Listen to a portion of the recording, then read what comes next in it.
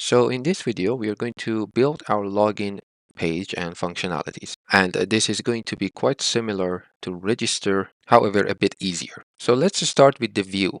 We are going to create a view inside our auth folder under views folder, and I'm going to call it login.blade.php. So let's grab everything from the register view and just paste it here and go through the things that we need to change. First of all, the title, let's just say welcome back. Then in our form, the action should go through the login route. The method is the same. We don't need a username anymore because the user will use the email and password to log in. Make sure the CSRF token is there. So we don't need to touch the email. We do need the password, but we don't need the confirm password. So I'm going to get rid of this one. And for the button, we just want to say login. Let's create the route for it so we can actually see it in our browser. So let's go to the web.php, which is under our routes, and let's just copy this view route and paste it down here. We want to go to /login, and the view we want to render, we called it login, and also let's give it a name, login. Also, let's go to our layout file now and just hook up this href. So we want to use the route helper function again and pass the login route here. So back to our browser, we can go to the login page, home page, register, and so on. Now we have email and password. What I want to add here is a remember me checkbox. So when the user wants to be remembered, they can just check that box and they don't have to sign in the next time they visit the website. So let's go back to the login page. And I'm going to create a div here with margin bottom 4, and we need an input field of type checkbox. We can call it whatever we want, but I'm just going to call it remember. Same thing for the ID, and we want to have a label for this one that says remember me. Let's see how it looks. So it's quite simple, but that's what we want. So that is our login form. And I'm going to add a comment here that just says remember checkbox. So for the form, we said we want to go through the login route, but it has to be a post method. So let's go back to our web.php, and we need to define a post route for our login. So pretty much like what we did up here. So again, I'm going to copy this and paste it down there, change the URI to login, and the method that is going to handle it is also called login. We don't have it just now, and we can go to auth controller and create our login function. So right under the register function, I'm going to make a comment and say login user, then create our public function, and we called it login. So let's accept the request. We are going to need it, and die and dump. Okay, just to see this works. So back to our website, if I press login, we get that die and dump, which means it's working. Now to log in the user, we have to do something similar to this. We have to validate the fields and then try to log in. Let's just copy the validation rules from up here and replace it with this die and dump. So of course we want to grab the request object again and chain the validate method to it. We don't have a username, so let's get rid of it.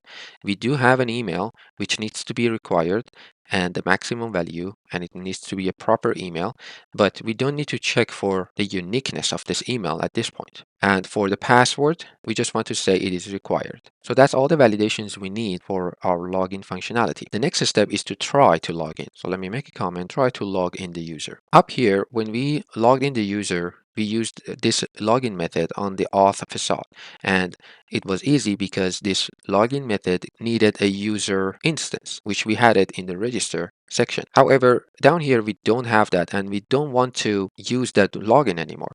But there is another method available on the auth facade, and that is attempt. This method will attempt to log in the user, and it is looking for an array with email and password. So again, we are saving it up here into the fields variable, and we can pass it down here. As the second argument here, we can pass a remember variable, which is a boolean, true or false. And in our blade template, we created this checkbox that is going to give us a true value if this checkbox is checked, and if it is not, it's just going to be null. We can just use the request object here and then pass that remember checkbox as the second argument for this attempt function. And in fact, let's just see what does it look like when we check our remember checkbox. So let's go back to our website and let's provide an email and just some password and check that remember me checkbox, press login. And if we look under request parameters, we have remember set to on. Now, if we do it again without checking it, we don't have that parameter at all.